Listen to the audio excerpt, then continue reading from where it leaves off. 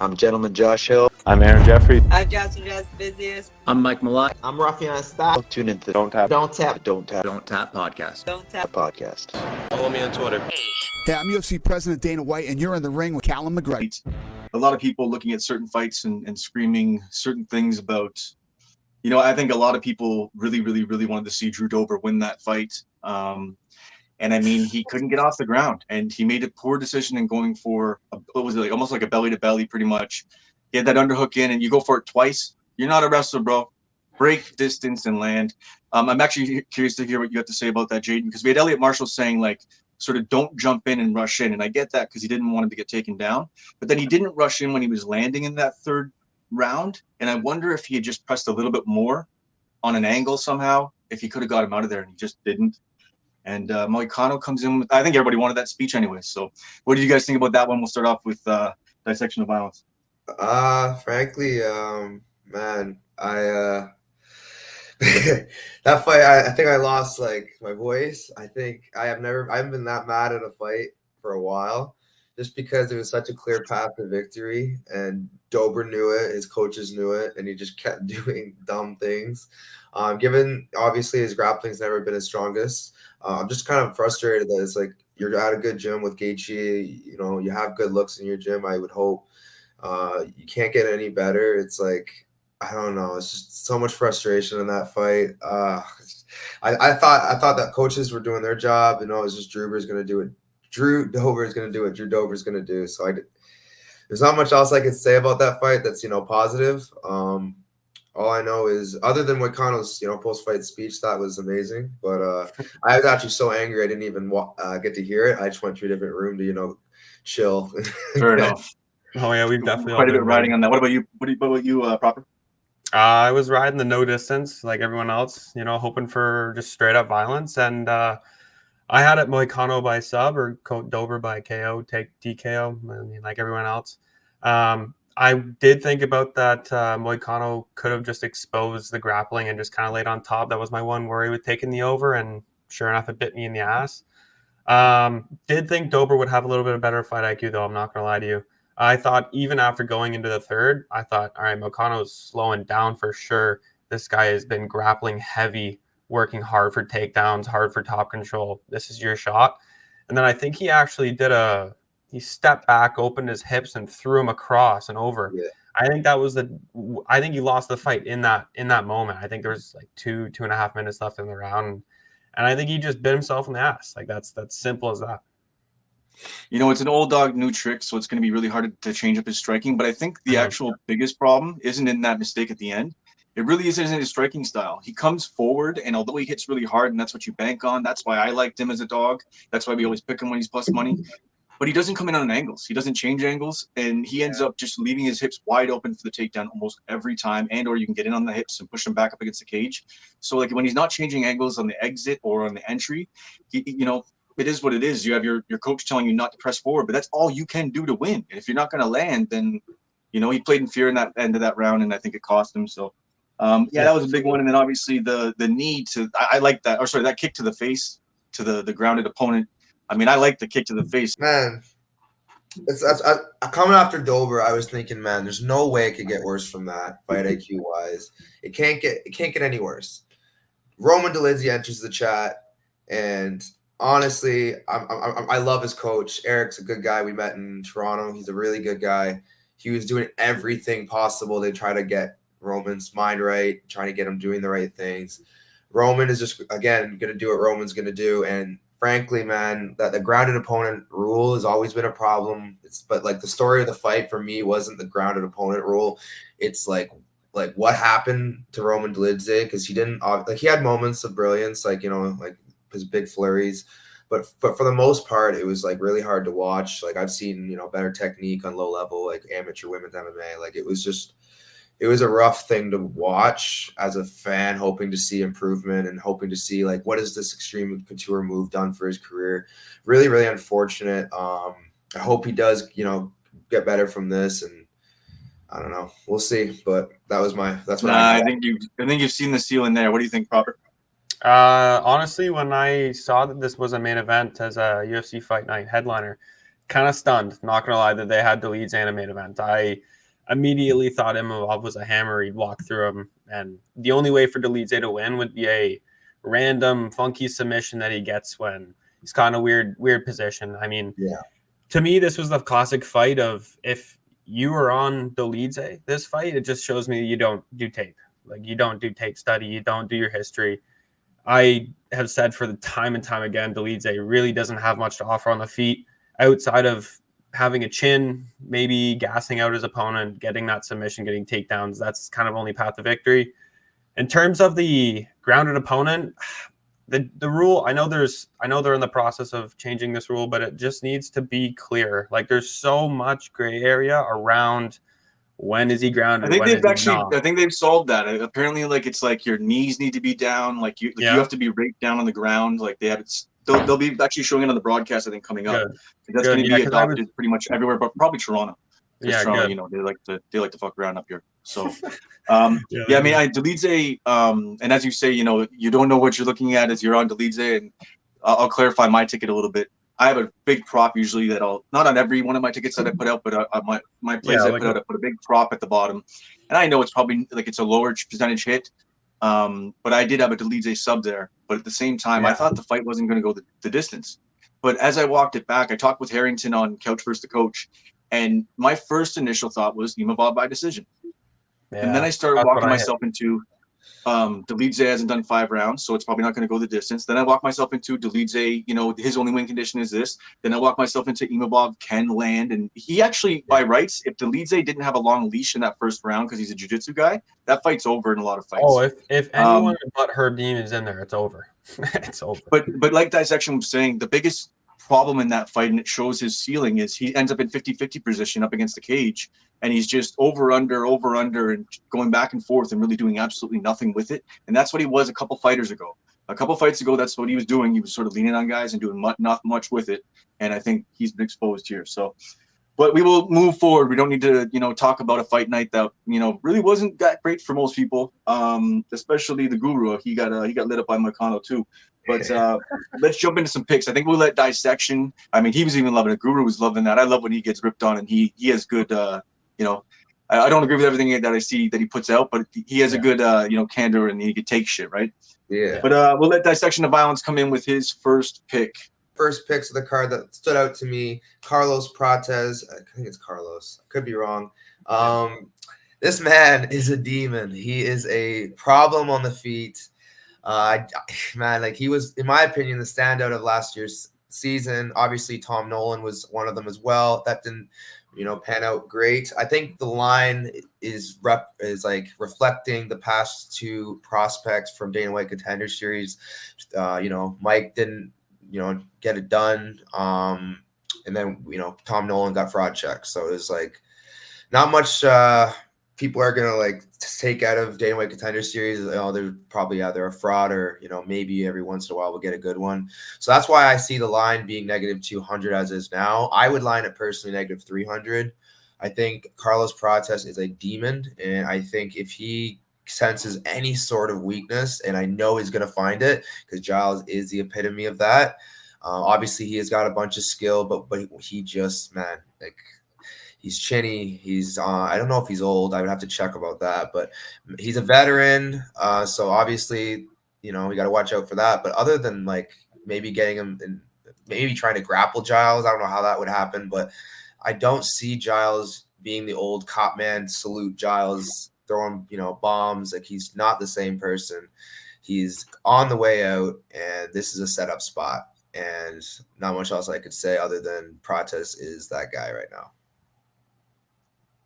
Yeah, Giles born in '92, but I think his age is worn in shots he's taking. He doesn't wear punches well. He's and go ahead, Proper, jump in. No, yeah, absolutely. I completely agree with that. I was just gonna say I think he's 31, going on 32. He's been in the UFC for a time. Doesn't really have much to offer outside of the boxing kind of range. That's it. If it goes to the ground, it's a wrap. If it goes to the clinch, it's a wrap. I love the pick. I love the pick. I've never been huge on Giles, and I don't think I ever will be. I will say about the grappling though, if it does get to the grappling, that's where it can be a little more sticky. But seeing Contender Series and seeing how he just used the fence, he was calm, like he was out for a cigarette in the favelas. He was just very calm, and that right there, it stood out to me to know that he knows what to do. Training at Fighting Nerds as well is like something I love as well, because he's gonna know what to do.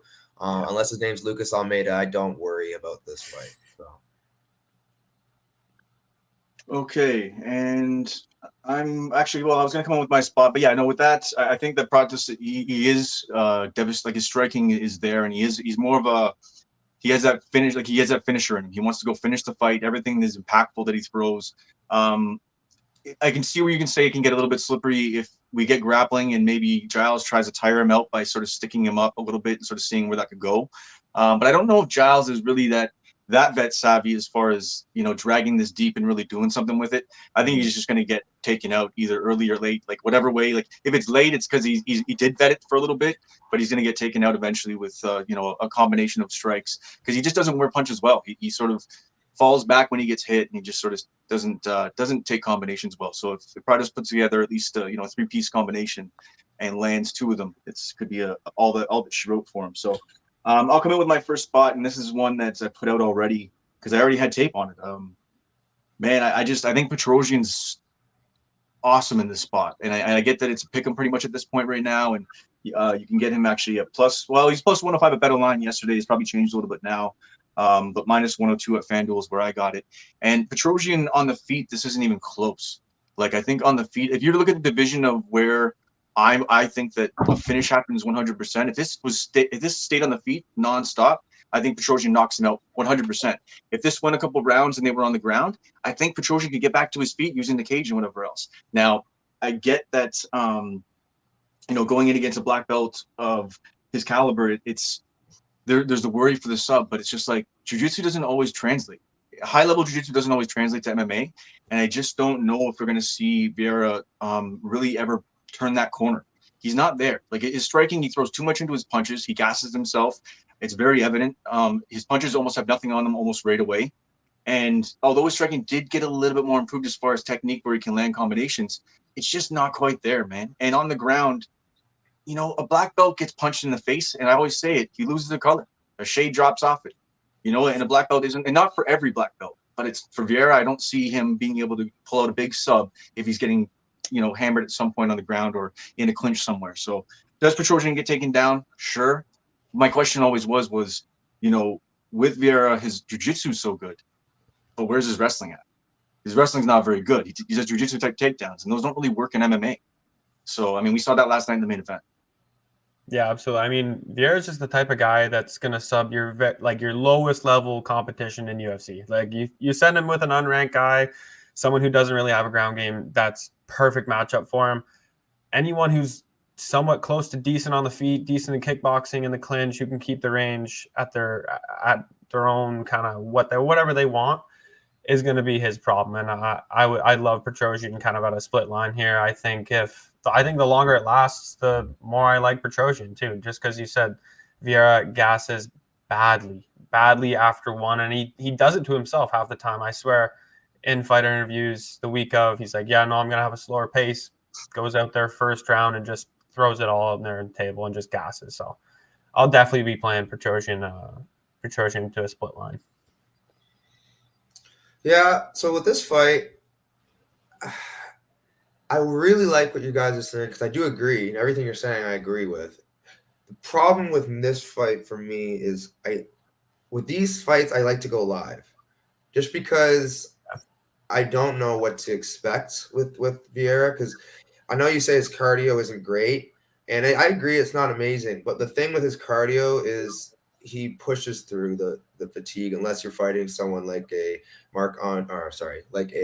Anthony Hernandez, who is the epitome of a cardio machine. So it's really hard to gauge his bad cardio off that performance, because he went with Chris Curtis and he stuffed like 20 shots he tried, and they were all like, you know, he tries and he tries and he doesn't, like, and it's not even like an ape style like Driscus and Roman. It's like he literally like sticks himself to you, and his strength is ridiculous. People that fight him, that train with him, will tell you he is a freaking animal when he gets a hold of you.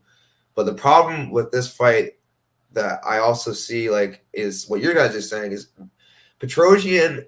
We haven't truly seen him get tested by a legit grappler. We have seen good grapplers get him down, but like obviously they're not BJJ world champions like Vieira. So it's like, will he be safe on the ground? I don't know. Do I trust him to at least survive enough bad positions to get to the feet to win a decision, or even get a KO? Because that's there too. But again, I don't. There was said that his striking isn't great, and I do agree his striking isn't great, but his jab is really good, and I do think he can mix in the striking enough to where he thinks he's striking. Maybe low. There is a bit of a gray area that I try to avoid with this fight, and that's why live I think will answer some of my questions I have with this fight. So I'm not fully on board with the play, but I definitely agree with you guys' take on the fight. Just a few things I would maybe add for the gray area. And as you say, live bet, one thing I was going to say was I'll likely double down if I see a scenario where he goes to shoot and it just looks like he's got nothing on it. Yeah. It's gonna be a long night for him then. And then even if I get it at -200, I'll probably hit it because I'll hit the chalk at that point because you can sort of see it. And I get what you're saying. Even as you're dissecting it, you have too many questions in your mind. I can see you asking questions. And if you ask too many questions for yourself, then I get why you would have it as a stay off. Perhaps I'm just fading Vieira too much, but I just think that although and you're right, the jab's not bad and his striking, like the technique is there. It's just as soon as he throws one or two punches, he starts to throw too much into it. It's almost like they're not as people don't have to worry about them as much. So if he doesn't shoot 20 takedowns, it's going to be a long night for sure. But okay, let's bring in your next spot dissection. Or actually, proper, you come in with your first one. Yeah. Or your, my first one, we're going to start at the prelims. We're going to start pretty low on the card here, but this is going to be a parlay. Just a 2-leg. I got to go Devin Clark, money line, over Marcin Prashniow, and then Bolaji Oki over Damir Hadzovic. And I just think both of these guys are a massive fade on the underdog. I don't think Marcin Prashniow is anywhere close to good. The only guy he's finished was Ike Villanueva, who is overweight dad at the most. He's no longer in the UFC. I don't think he has any finishing power whatsoever. And I think if you do got to beat Devin Clark, you do got to stun him. Yeah, and he has been finished before. He has been subbed before, but I don't think Prashniow has a finishing bone in his body. So that's why I'm going with Devin Clark. I think he can wrestle him. I think he can outpace him. I think he can land some good strikes on him. And then Bolaji Oki is the other half of the parlay, and he's fighting a guy, Damir Hadzovic, who has really struggled in the UFC, has one win in the past couple years, doesn't fight often, don't like his attitude. You think he's pretty good himself. He's a bit cocky, and then he gets in there and gets finished. Doesn't fight often, like I said. I just think there's so many ways for this guy to win. He's a contender series guy. So we haven't seen him in the UFC yet, and I know the contender series guys have had a tough run. Contender series guys have a tough run on the debut side, but I just think this is a no-brainer, and both of these dogs I don't see winning at all. Yeah, I'll touch on that just quickly because Clark is sort of in some of my plays, and then I'll touch on some of the stuff later. But the one thing that sort of jumped out to me is Prashniow loses when he gets taken down. His losses all come with takedowns, and it's very obvious when you look at the stats page. As soon as somebody commits to the takedown, that's it. And Devin Clark usually only wins when he goes and commits to the takedown. And another obvious thing on the stats, the only thing that really jumped out at me, and for me this year, I promised myself that one of my first bases that I would start with, and I'm loving them to talk dissection because I know that you had a great year last year and you're around some high-level fighters and gamblers and whatever else. But Chris Prickett, when I was talking about a fight and breaking it down, he's like, styles make fights. You guys can have all these preconceived, whatever, you can talk about whatever, this and that, but you got to look at start with the style and look at the matchup on the style and see how it is. And I just think that Prashniow is there to be taken down, and I agree he's not at that level. And too many times I've been on the other side of Clark, and he sort of figures out a way to get to a decision. So I have Clark actually, I'm not going to get into the Marcos side of it, but I have Clark in a parlay with Daniel Marcos, who I think is going to style. Yeah. At +123, so I think we're going to get a wrestling win and a striking win out of either guy. But then I also just quickly, I'll throw it out there too, and we'll talk more about it after. But the fight goes to decision, is probably going to sit around even. If it does, that's where I'll hammer it.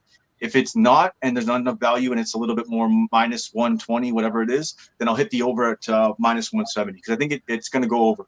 I think this fight goes over way more than it doesn't, and I'll take a little bit of the chalk on the over 2.5 at minus 170, but I think it will probably sit around the minus 110 even mark. And you guys can correct me if I'm wrong. For fight goes the distance, so I think I may hit that as my line. That's sort of my caveat to piggyback my parlay that I've done. So I'll leave that one there and then let you dissection if you want to jump in on the Devin Clark and Devin Clark is, I like to say, a lot of fights. I learned this because I had a guy who taught me mostly everything I know as far as like principles last year. Well, not everything, but he showed me a lot of stuff just about, the game, what I was betting on, what I was putting my energy towards, props, things like that.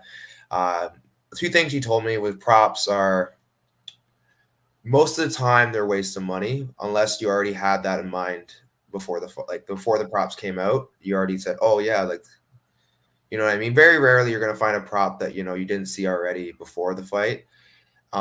This fight, to me, I'll get into my second point here in a second, but this fight for me is a spot where if you do have a side in this fight and you're confident, I would really avoid props and I would just stick with the money line, because the second thing I was going to say is 80% of fights, I also learned, are meant to be skipped or live betted, just because there's a lot of gray areas and a lot of fights that frankly are just so low level, or like you can't make heads or tails of who's going to, show up, who's going to actually try today.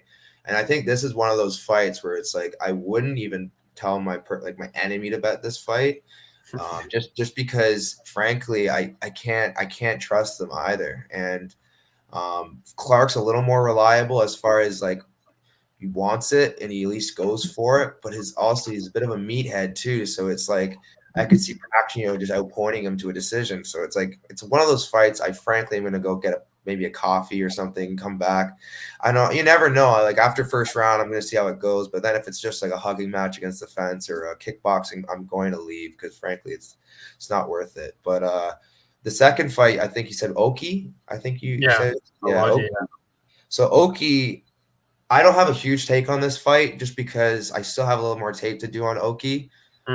What I will say is Oki is an actual freak of he's a freak of nature, one, and the guy has power like in spades. So it's one of those things where what has the layoff done for Demir? I think his name's Demir, yeah. And how has he improved? That's a big question mark. Has he gotten worse? Yeah. My guess is he's gotten worse because layoffs are rarely a good thing. And especially when your career in the UFC beforehand wasn't good to begin with. So it's one of those things where either we get a crazy fraud check that we never ever would expect, and I do think that doesn't happen here. I do think Oki wins. I think he finishes with 1 or 2. I think Salvador is a really good win to have on your record. He wasn't supposed to win that fight, and I do think he wins this fight. So actually, just talking about it, I didn't have a take before, and now I do. So there you go. I love it when the take sort of comes out organically on the podcast. It's awesome. Yeah. Okay, why don't whose spot? Yeah, why don't you come in with your next spot dissection? So my second spot, I'm gonna go parlay because that seems like what we're going on right now is parlays. My first leg of my parlay, I'm gonna have to say is the main event. I don't mean to sound like a square, but I do think Joe Pyfer wins this fight. If any of my legs for the two are going to lose, it will be this one. But I do think Joe Pyfer is that guy. I think he has a ceiling. I do think he is definitely, missing some things in his game, like kick defense. His footwork is a bit off. There's obviously things that in his game where I'm not too big on. But I love his power, man, and that alone is going to be a big thing with Permanson. He's going to be tentative to kind of crash in. He's going to be looking to point fight from the outside, kind of like versus Chris Curtis. He's not going to be looking for like any type of grappling exchanges. I think the UFC knows what they're doing here. I think they know that this is a step up in competition. For sure. But I still think this is like not too big of a jump for him. I think, like he said in his pre-fight promo or whatever, he's like, this isn't a huge step up for me. So I do think this is a good spot for him to win and continue the streak. I'm gonna keep trusting what the UFC like is. They're pushing their guys, and when they try to push somebody, I'm gonna take that. And then the second, absolutely. Go ahead. Oh yeah, sure. I want to hear what you have to say about the.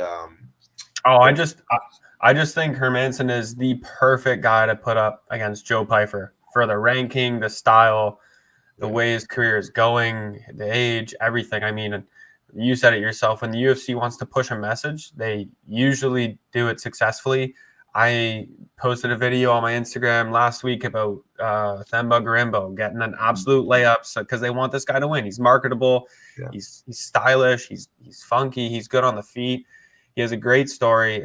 I think it's the same philosophy can be applied here. I just think they want it to happen for Joe Pyfer. He is an absolute powerhouse. And like you said, I think Hermansson's going to be a little tentative on the feet, especially getting finished by Dolidze, and that's now a really bad look. Yeah. But yeah, I'm going to come in here while we're talking about with my second play of the week. I got Joe Pyfer money line at -230, and then the line is not out for this, but I got Robert Britchik and Ihor Pretoria not to go the distance. Both those guys literally don't know how to get out of one round. So I doubt we'll see a second. I don't really think we'll see a third at all.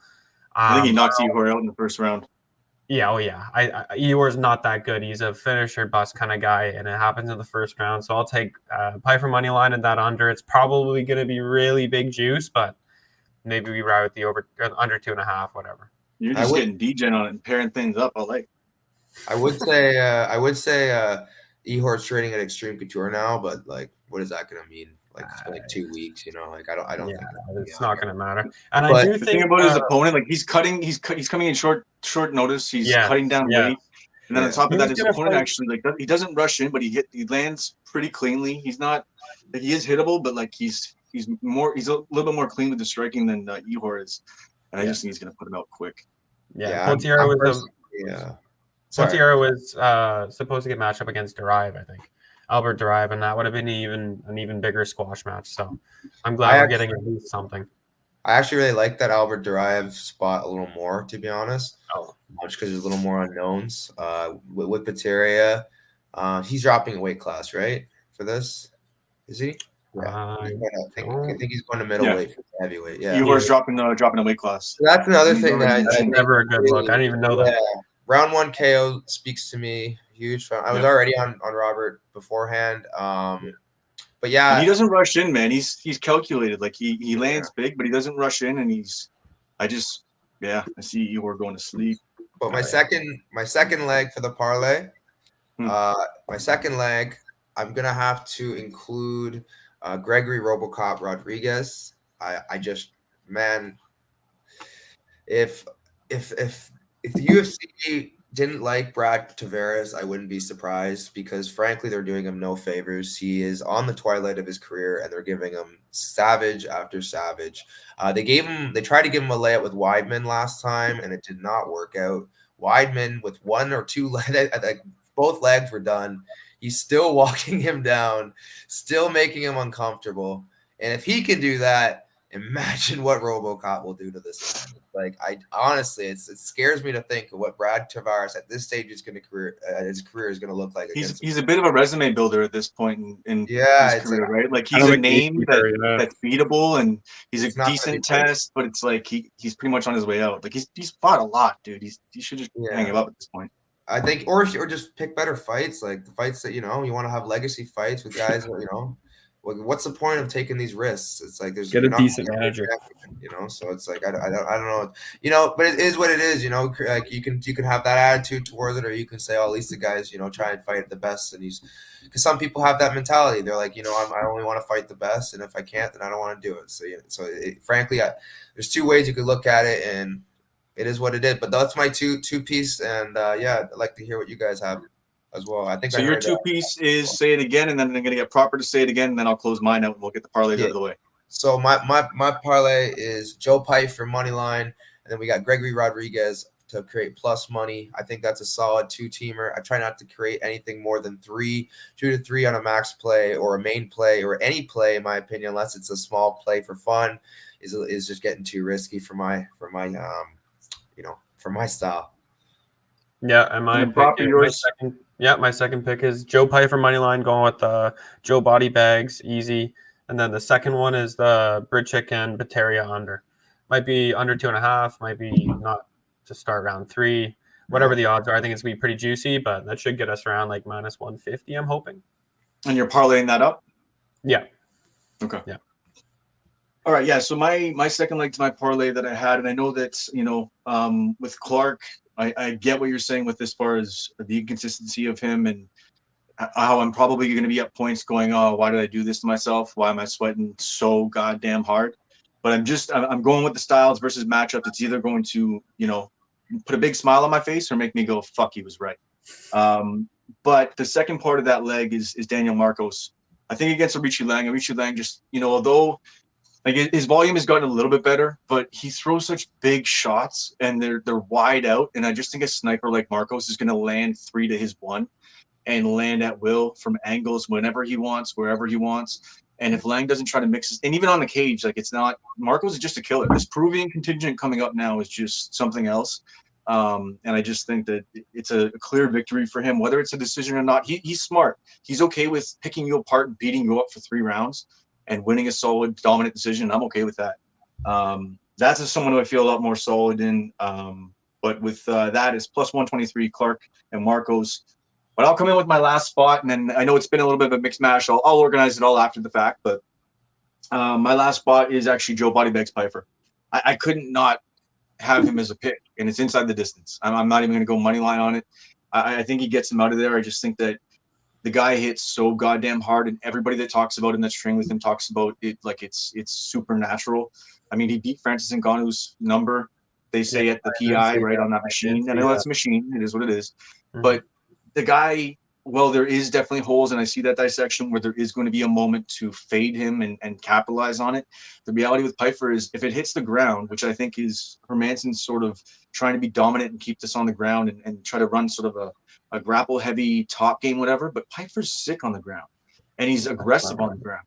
So I just think that he's got both angles covered. He's got the feet covered. He's got the ground covered, and I think he's a threat to Hermansson on the ground as well, too. And I think once Hermansson feels that power, we're going to see it.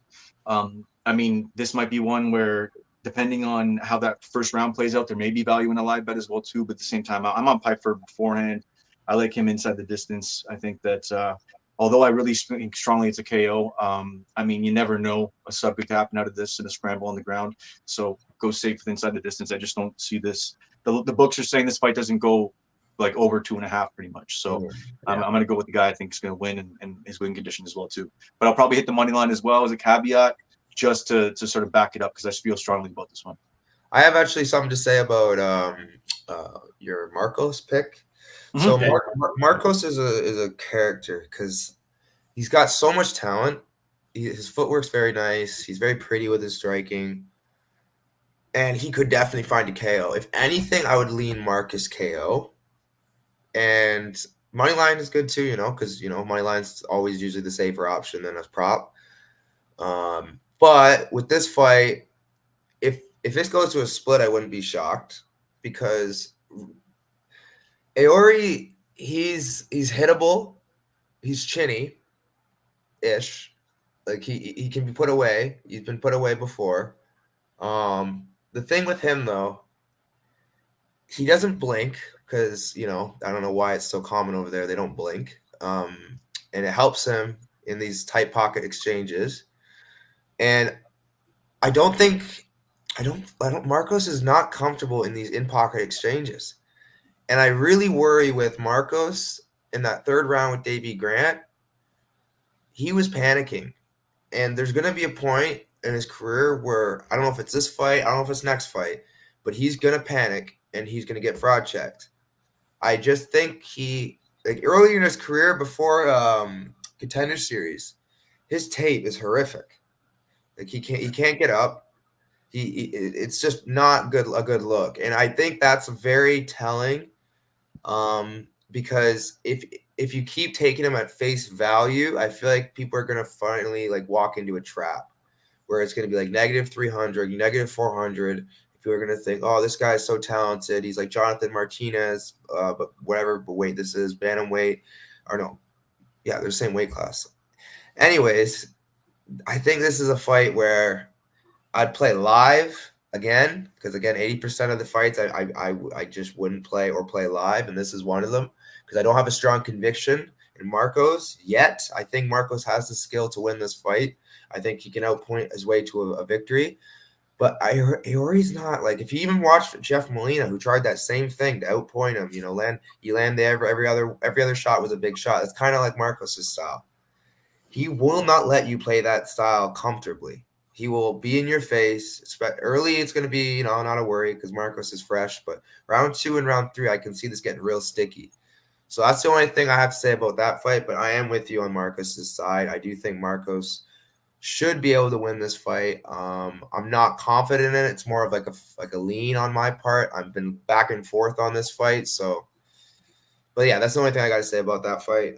But yeah, it's good that you guys said. Here's the thing, man. They need to be broken down because I think this is a card where there's a lot of guys that are about -200. Yeah. And there's going to be a lot of people putting 2 pieces together and 3 pieces together and trying to find where they can see some angles. For me, guys, straight up, this is more of a stylist. I think the styles makes matchups. And although I like what you were saying is where the sketchy part of it is for Marcos. Yeah. Both stylistically, that's the way I sort of put this parlay together. But at the same time, I know it's not maybe the most, say, bet savvy one. If you were to look down and try to put together the chalkiest, or not chalkiest of parlays, but the most likelihood of parlays, you may want to go a different route. Pfeiffer probably being one. But yeah, I think Marcos is another one. You are right. He's had moments against Davey Grant where there will be a moment where he gets exposed. I don't know if it's going to be a Richie Lang. I mean, it could be, but I don't know. I cashed a split on that Grant fight. It was like plus 1,600 or something crazy. It was like I got a split on Marcos. Everyone else in my chat was losing their mind of anger because they're like robbery, and I'm like, I'm cool with it. I'm cool with I mean, it's not a bad take though. I mean, you have Grant who throws big and hard, like he throws big shots. So he has a couple moments versus volume from Marcos, and then you have this sort of a split decision potentially. Yeah, I thought it was a genius take. All right, how many spots? So we put out 2 parlays each.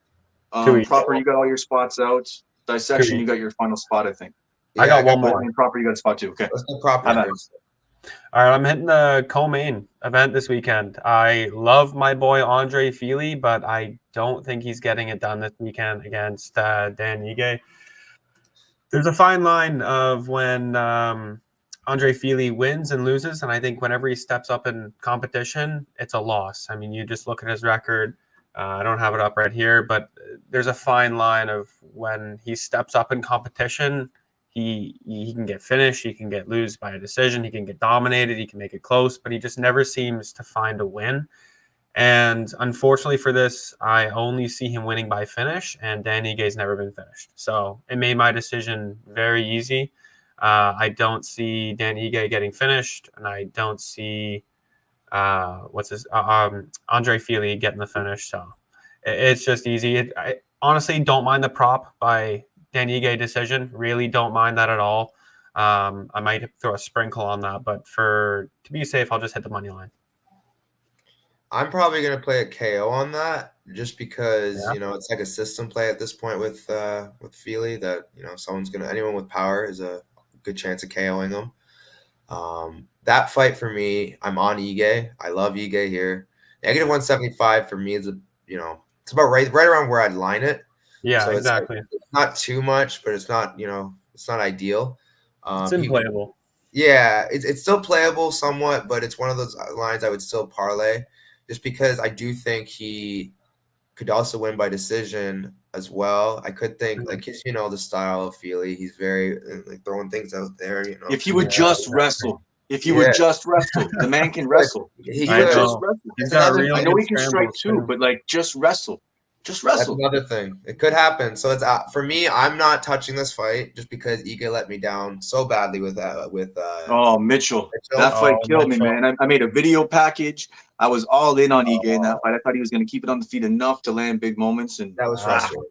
I had Mitchell in that one. Yeah, I Mitchell couldn't- was just like, he was doing so much reckless shit before that fight. I was like, how is he actually focused on doing what he has to do? And he went and gutted it out, man. Yeah.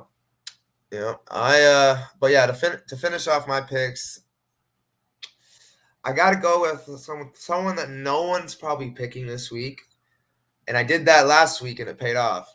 Charles Johnson, everyone writes him off, and that's another thing. He's a savage. He's a savage. I love it. One thing you gotta watch for is narratives. The public creates narratives real easy, and unless it makes sense, Echo chambers create decisions. yeah, People. Yeah, you know what I mean? So it's like you gotta take them with a grain of salt. And with this guy, I've done a good job of keeping it mysterious, but everyone's already writing him off. Fernie Garcia, the man is not supposed to win any of his fights, but he's got the talent to do so. This is a fight where, honestly, I can't remember who he's fighting. I have to check that. Who's he fighting? Hydra Mill. Yeah, that's Hydra why I Mill. was so. That's the only reason I am taking him in this fight. Hydra Mill has a perfect style for him to beat, because technically, I think the only way he loses this is mentally, because he's better everywhere. Like, he's a better striker. His grappling isn't amazing, but it's technically sound. Like, he's gonna defend things. He's not gonna get subbed easily. Like, you saw that his last fight. The guy was putting him in like the worst ever submit. Like, Rinya had him in how many submissions, and he caught out of that. So it's like I don't worry about the jiu-jitsu. I worry about him getting controlled, and just mentally quitting or breaking. Because, like, frankly, he has the talent, and he's faced enough guys in the UFC now to where he should feel comfortable to have a scrap if need be. But I don't see it being a scrap, because the power of Fernie is real, and I do think Emil is going to respect it. And if he doesn't, I feel like he's going to pay for it, because his style is just so reckless. He crashes forward. He tries to get you down. If he can't get you down because his wrestling isn't good, he'll cage push. It's an ugly, ugly style. Like, I would give like Dolidze, like it's around that level. Like, it's just not pretty to watch. And frankly, I don't think this guy's gonna pull Fernie, because Fernie's so clean. I don't think he's gonna pull Fernie into like a drunk garage scrap with your buddy at 2 a.m. Like, I don't think he's gonna pull that off. I don't think he's gonna be able to make it ugly like he likes to make fights. Yeah, I don't think he has the level to expose Fernie. He's just not quite there. I think Fernie at Picks is a pass, because like I can't bother with, like, this is one of those times where it's like 8 out of 10. Yeah, you shouldn't really bet this fight, but if you see an angle, and that's where I see right now with Fernie, especially at plus money, I think that's a solid play for at least a half unit or so. You don't even a sprinkle. Like, you don't gotta play this fight big, but it's almost like a play, like a system play. If you get Fernie against a bum at plus money, it's like, I'm not saying Emil's like a total bum. I get it. No, but I get it. Erase the names and erase what you think you know about the person, and just go with some of the logistics of it. And it is. I see what you're saying. For me, it's hard because Fernie is one of the top of my fade lists. Yeah, I get that. His style for me, maybe it's because he does have talent, but he has shown time and time again that he finds ways to lose or lose position. His top game is decent until it's not. He gets swept, and there's situations where he needs to close down on the person and actually, lean on them and really just make an adjustment. And he doesn't make those adjustments really well in fight. But the stand-up, I think, is going to be the difference in this fight. I think Emil is a huge fade in this one. So I do see your angle on it. I do see it being, the idea of looking at it from a system side thing. But Fernie he is so high on my fade list that I can't. And I think it's more of just you have those people that you sort of look at, and you put it in the fade list, and then you almost build your own narrative in your own head, and you sort of shit on them a little bit more and more than you should. But I think it's just because the guy is talented, and he just has found ways to sort of shit on his own talent, and I don't like that. It drives me nuts. And he hasn't really shown that maybe this is the fight where we see a wrinkle of, because he's been at the level for a certain amount of time, he turns a corner. I have two things. I have two things on this fight. First is I love when fighters are fighting for their job. Fernie Garcia is 0-3. He's got to get a win here or his contract is done. And I love when that happens because it brings out just a little bit more hunger in them to get that win. And the other big thing is Hyder Emil is coming off a decision win on the Contender Series. And not only are Contender Series guys having rough debuts, like I don't know what the stat is for Contender Series debuts. They're having a tough time. But whenever I see a Contender Series win by decision and he's facing a guy with good, slick hands, I'd lean Fernie Garcia by finish. That's the only bet I'd probably throw out there. I don't see Fernie dominating him through a decision. It could be a close fight, it could be decision, but I'd probably just play Garcia by finish, honestly. Yeah, I think finish only would also work as well because it goes to decision, get your money back. So that'd probably be the way I'd play it. I'm gonna play finish only. I'm gonna play the TKO a little bit. But yeah, that's all my plays for you guys. It's a pretty straightforward card. I wouldn't say it's the best card to bet on, but it's got some good spots for sure. Here's the thing. I mean, everybody knows it. You listen to podcasts, and it's like you're not taking everything and tailing everything verbatim. You're taking bits and pieces, reaffirming what you already thought you thought, or whatever it might be, and breaking down your plays. I have one thing I wanted to throw out is this isn't a play as far as my top 3 plays, but it's one I've been looking at. I'm curious to see where the line is when it comes out, and maybe something for everybody to watch. I'm not a huge Max Griffin fan, but I've also backed Jeremiah Wells pretty heavy, and he showed me extremely poor fight IQ in his last fight. And I could see Griffin sort of getting to a decision in this and potentially a good spread play here, where Griffin actually out-volumes around and wins around. I'm only suggesting this is if you're on like DraftKings or something and you see value on Griffin to potentially win one round, I think he could potentially win the fight, to be honest. Wells, if he were to do what he did last fight, I'm huge on Wells. I love him when he gets in, runs a top-heavy wrestling game, and lands big shots. But what he showed in his last fight, I think there's maybe room for that if there's value. It's not one of my plays, but something to look at if you guys I'm not a huge Griffin fan, but I think there may be some value on a one round. I agree with you there for Griffin. I do think Griffin is definitely a value spot. Wells is, he's what you get. There's not much you could say about him. Like he's serviceable. He does his thing, but I do think the values on Wells are on Griffin. But I just wouldn't personally. Again, I don't want to be a negative answer or anything, but this is just not a fight that I want to put a lot on because I could just see either side getting pissed off, like, oh, I should have won this split. And honestly, with this fight, I kind of like Griffin again. Just finish, no decision. And I worry because you say plus 3-5. I would like to bring you back to a time in Abu Dhabi. Was it Abu Dhabi? No, this was in. It was in the UK. I know what fight you're going to bring up, but keep going. Reese McKee versus Angelusa. That's just one example. I could have 4 more examples, but not like years ago, like recent. Like this is a play that I try to run away from as much as possible because the judges just are that bad. I'm very certain 2 of them are going to think 29-28 or whatever. But the last one, I don't know why, but there's always one of them that thinks it's 30-27. And I'm tired of getting burned on that. So it's not like stay away.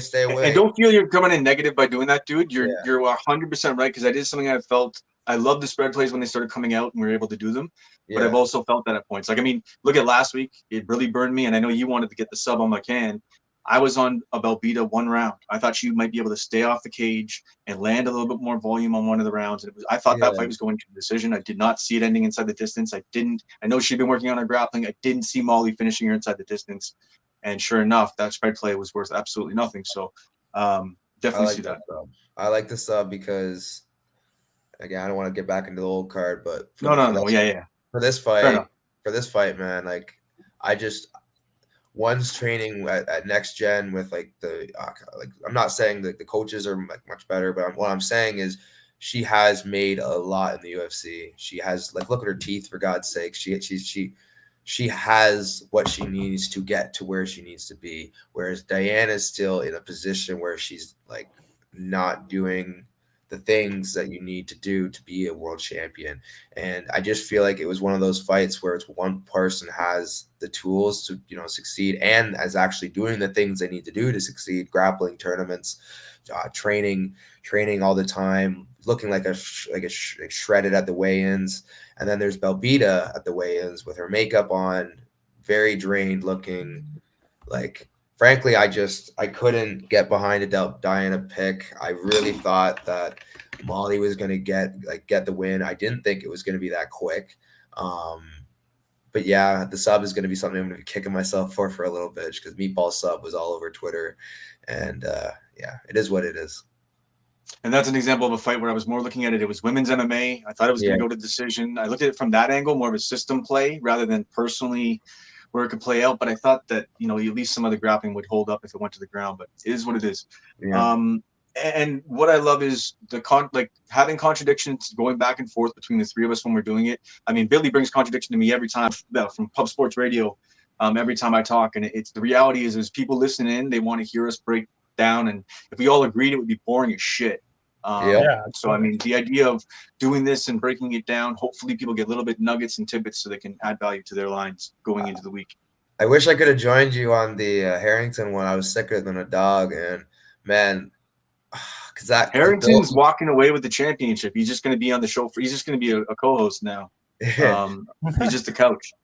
Because I with that builder pick, that was one of the ones I was really against. Like, I started out thinking, yeah, you're on the other side.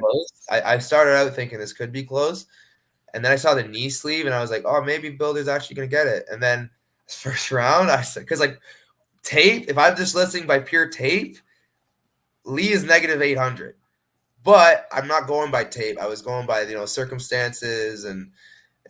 But anyways, yeah, I'm not gonna get too big on last card. I'm just gonna let you know that. Well, you are right, man. We could be facts. I love debating. We can watch tape all we want. We can look at stats all we want. The thing about MMA is it's volatile. It's really a better sport. We have a gambler in one of our chats. He makes so much money live betting, it's ridiculous. He drops his ticket in every fight. He pretty much almost spam live bets the opportunity in that moment, almost every fight. That moment when you see the value and there's a value on someone, he almost drops it, almost spam bets it, and he walks away with cash, thousands of dollars almost every event. It's fucking nuts. Yeah. I was 2 for 2. Yeah, I was 2 for 2 last time with live bets. I had Jamal Pogues and your boy Charles Johnson. I bet live bet both those guys plus money. What'd you get him at? I got Pogues at plus 105, and I got Johnson after the first round. I thought because he's like, this guy might gas. I got plus 700.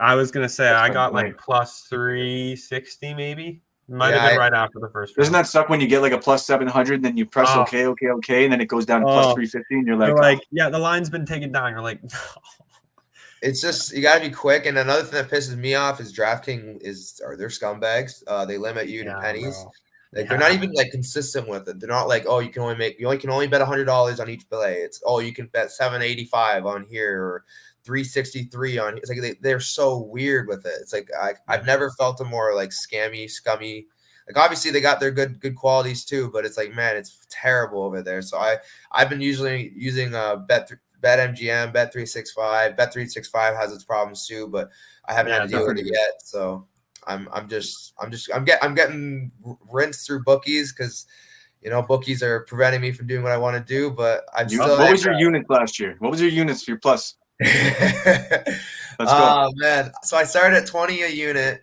I'd say in January or 50. And no, not even your size. Don't worry about that. But what was your success for the season? What did you finish off at? Well, I just wanted to say because I increased my unit like 3 times last year, or like 4 times last year. So like it's one of those, like I just increased it to start the year again. So it's like it's one of those things. It's like I've made so much money from this. Last year, I made over, like, not included, all documented. I made 497 documented, but I made way more than that. Like, because I didn't count all the other promotions I did. Like, and obviously there was a few losses in the other promotions, but the more of my losses were coming from the ones that I was tracking, because the ones that I weren't, documenting, like BFL, Unified, Samurai this past week. I am destroying that for obvious reasons. I won't say why. But I'm not saying, I don't know what you're talking about.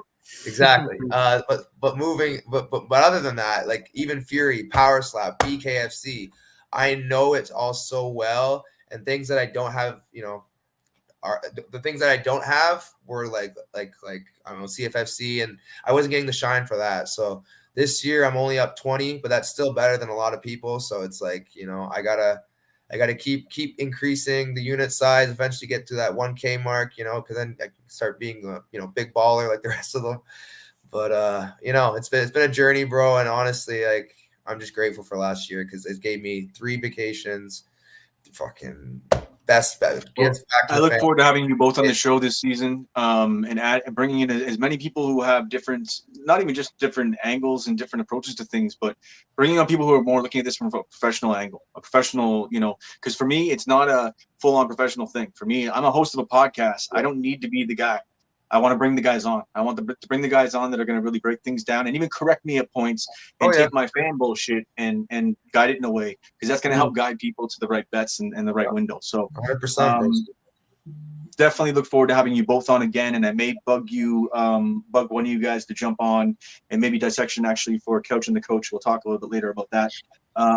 But for actually, no, first before I go, if you guys just want to say where people can find you, Proper, you started up. ProperMMA Picls on Instagram, on TikTok. I'm opening up YouTube soon. Twitter's getting active soon, so just find me on TikTok and Instagram. And I got a huge Discord that I'm setting up, and with a bunch of professional cappers, and also a fantasy league. If anyone's interested, it is free to play. The winner gets to compete to actually gain access to my chat with a bunch of other sports cappers who cover others' bets. So they get their bets, they get my bets for free. It's a win-win. Cool. Dissection. So you can find me at a variety of different places, like my boy Proper. We got a Discord. Mine's free. I don't know about it. You know, most of them are pay to get in, but sometimes you can get free ones, but then you also got to pay to get VIP. Right now, for February, we're not charging. You just come on in. I'll show you my plays. I'm trying to get something set up as far as payment structure, because it's been a year or so of people, you know, just riding, cashing with me, and it's like, I kind of gotta get. I gotta get. At one point, back, yeah. You know? Like, so, Well, once you hit a certain threshold, man, and you're making a certain amount of money, you can consider yourself a certain level of professional. Then you have to make money on that. It's like a duty to myself. But other than that, you can find me on my Instagram, which I mainly use at Dissection of Violence. It's pretty simple. I'm like the only one I think with this name, so it's pretty simple to find me. YouTube, I'm still pretty new to YouTube. The quality obviously could be a bit better, but I got a YouTube channel.